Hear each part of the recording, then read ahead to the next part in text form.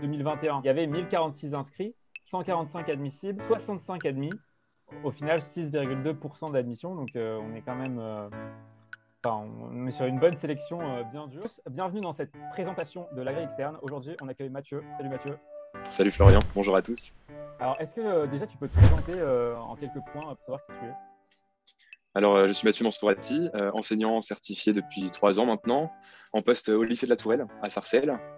Et ça fait déjà quelques temps, après avoir obtenu le CAPES, que j'essaye l'agrég externe. Je suis Evan Force, je suis un jeune agrégé, j'ai passé mon agrég en 2021 à la prépa de l'ENS de Lyon. Aujourd'hui, je suis doctorant en physiologie animale à AgroParisTech. Et puis aussi, j'ai d'autres activités, notamment directeur de publication d'une revue de sciences naturelles, Sciences et Naturalistes. Je suis inscrit en secteur A, donc biologie moléculaire, cellulaire, intégrée un peu à l'échelle d'un organisme. Et comme c'est la 4e année que je suis inscrit, là j'ai obtenu les résultats. Donc deuxième inscrit sur la liste complémentaire, ce qui revient approximativement à dire 67e pour 65 postes. On approche. Bon, du coup, maintenant, on va passer à la présentation de l'agrég externe. Alors, qu'est-ce que l'agrég externe et qui peut la passer? Et pourquoi les gens la passent aussi? Quels sont les avantages qui les poussent à réaliser ce concours? Ok, donc l'agrégation externe, c'est un concours de recrutement, toujours dans le second degré, un peu comme le CAPES, mais avec des modalités légèrement différentes. Officiellement, pour pouvoir postuler et obtenir l'agrégation, il faut être titulaire un master dans la discipline de l'agrégation, c'est-à-dire soit en biologie, soit en géologie. Ensuite, il faut savoir qu'il y a des candidats qui passent en master 2 et qui préparent en même temps l'agrégation. Et ces candidats-là, ils vont tenir un master avant les résultats d'admissibilité. Il faut un master avant les résultats d'admissibilité, c'est-à-dire avril. Si on n'a pas de master 2 avant les résultats d'admissibilité, on ne peut pas avoir l'agrégation. Ok, et du coup, en prépa, c'est un peu différent, en prépa agrég. Eh ben, en prépa agrég, moi, quand j'avais passé l'agrég, j'étais en M2, je faisais mon entrée en M2, et en avril, les prépas délivrent les masters pour que, avant les résultats d'admissibilité, tous les préparationnaires aient leur master et donc peuvent avoir leur agrégation. Ok, donc avec la prépa agrég, on peut avoir notre master en avance Oui. et avoir notre agrég si on l'a. Donc, c'est parfait. Les avantages qu'on peut obtenir, c'est par exemple les conditions de travail qui sont un petit peu plus agréables, 15 heures face aux élèves par rapport à 18 pour un certifié, des avantages financiers et surtout la possibilité de postuler dans le supérieur.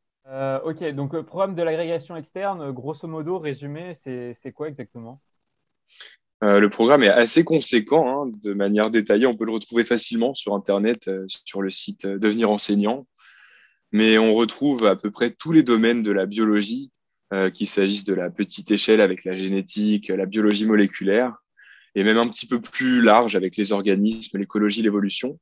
Et sans oublier toute la partie géologie, en ce qui concerne tous les phénomènes internes, externes de la Terre, mais aussi des autres planètes, puisqu'agrégation SVSTU, sciences de la vie, de la Terre et de l'univers. Ok, et comment on peut savoir jusqu'à où s'arrêter dans le niveau de connaissance, à savoir? Ah oui, ça c'est une question intéressante dans le sens où la réponse simple, c'est le maximum est le mieux. Sachant que le programme n'est pas détaillé, il faut être capable d'aller le plus loin possible tout en restant assez général, donc être assez polyvalent. Il n'y a pas de niveau de détail limite. Le maximum, c'est le mieux, dans la mesure du possible. Ok, parce qu'on peut toujours aller plus loin au final, quoi. Si on fait une thèse sur une certaine partie, on peut toujours creuser encore plus loin, quoi. Oui, certainement, hein. La limite, elle n'est pas au niveau des détails de connaissances qui sont attendus, parce que le niveau d'exigence est vraiment très, très élevé. En revanche, ce sera à la limite de temps pour les épreuves, hein, être capable de restituer le maximum dans la limite du temps. Dans le programme officiel, il est écrit que le niveau de master est demandé pour l'option, donc A, B ou C, et puis pour les deux autres contre-options, c'est un niveau licence qui est requis. En réalité, au vu du taux de réussite de l'agrégation qui est autour de 6% à peu près, plus tu as de connaissances et mieux c'est. Donc, il ne faut pas se limiter à se dire je me contente du niveau de licence dans mes contre-options et puis je mets tout sur le niveau option. Ça ne marchera très probablement pas. Il faut vraiment aller au-delà. Après, bien sûr, tu ne peux pas non plus être expert de toutes les disciplines. Et puis, de toute façon, ce n'est pas ce qu'on te demande. Et puis, les membres du jury sont pleinement conscients de ça. Mais il faut quand même aller au-delà de ce qui est préconisé dans les rapports, enfin, dans le programme officiel. Et selon toi, c'est quoi la plus grande problématique des étudiants pour passer la grègue? La plus grande problématique, c'est le niveau de difficulté de ce concours qui s'explique par le niveau d'exigence attendu par le jury, justement. Quelle que soit l'étape, quelle que soit l'épreuve, on attend vraiment une grande culture naturaliste, beaucoup de détails dans tous les phénomènes qu'on doit expliquer, qu'il faut savoir également illustrer. Et le fait d'être en compétition avec beaucoup de monde pour peu de postes, ça crée vraiment beaucoup d'exigences, hein. Il faut être capable d'aller vite, de faire bien, d'aller dans le détail et de tenir la distance, hein, de septembre avec le début des révisions jusqu'à la fin de toutes dernières épreuves. C'est beaucoup d'endurance. Et, le passé, c'est totalement gratuit ou il y a un prix pour le passer? Alors jusqu'à 2020-2021, ça coûtait environ 5 euros pour les frais de dossier, mais ça fait 2 ans maintenant que c'est totalement gratuit, l'inscription. Ok. Elle se fait sur Internet de manière vraiment très rapide et très simple. Ok, ouais, 5 euros, c'est comme si c'était gratuit de toute façon. Oui. Et quand est-ce qu'on peut s'inscrire? Quel est le calendrier global? Il y a plusieurs temps. Tout d'abord, déjà, il faut t'inscrire au concours. Ça, c'est généralement début octobre, enfin courant octobre. Ensuite, une fois que tu es inscrit au concours, tu attends ta convocation qui doit être à peu près février pour te dire, voilà, à telle date, début mars, généralement, c'est les épreuves d'admissibilité, donc les 3 écrits qui se succèdent. Et puis ensuite, une fois que tu as passé tes écrits, tu attends les résultats d'admissibilité qui tombent généralement avril-mai. Et ensuite, si tu es admissible, tu as une autre convocation tout de suite dans la foulée pour te dire, voilà, vous devez passer les épreuves d'admission, les TP et les leçons. Les TP, c'est souvent le premier week-end de juin. Et ça se passe à la Sorbonne à Jussieu, sur le campus Jussieu, anciennement l'université Pierre et Marie Curie. Et puis ensuite, après, quelques jours après, ça commence une semaine après les oraux. Alors bien sûr, tout le monde ne passe pas au même moment, hein. Et donc, ça s'étale de, on va dire, la mi-juin à début juillet. Et là, tu passes tes oraux au lycée Saint-Louis. Ok. Et tes oraux sont successifs aussi. Tu as juste une journée de pause, on va dire, entre les 2 oraux. Ok, et tu as les résultats quand exactement? Et là, cette année, ils ont eu le résultat le 1er juillet. Les derniers oraux étaient officiellement le 1er juillet. Sauf que souvent, il n'y a pas forcément le même. Enfin, il y a des candidats qui sont admissibles, mais qui ne se présentent pas forcément aux oraux.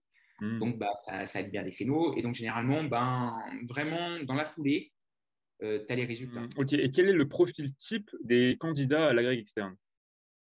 Quand tu regardes les chiffres des inscrits, il y a à peu près chaque année, alors là, c'est en train de diminuer, mais il y a à peu près chaque année environ 1000 candidats. Il faut savoir qu'il y a des candidats qui sont candidats libres, donc qui présentent librement le concours sans être préparés au sein d'une structure spécialisée, comme les prépas type ENS ou d'autres universités. Donc ça, c'est la grande majorité. C'est à peu près les 9/10 des candidats. Puis après, tu as une petite centaine de candidats qui sont, eux, préparés spécifiquement pour passer ce concours dans des prépas agrègues, comme l'ENS de Lyon, Paris-Saclay ou encore Jussieu, qui sont les 3 plus grandes prépas. Et là, voilà, donc quand tu regardes un petit peu ce ratio, tu as les 9/10 qui sont des candidats libres, et puis tu as un petit dixième qui est des candidats préparationnaires, qui se préparent spécifiquement à la grègue. Ok, et dans la majorité de l'ENS de Lyon, quoi. Oui, une grande partie de l'ENS de Lyon. Et après, après, il faut savoir aussi que tu as à peu près généralement 140 admissibles chaque année et 65 admis jusqu'à présent.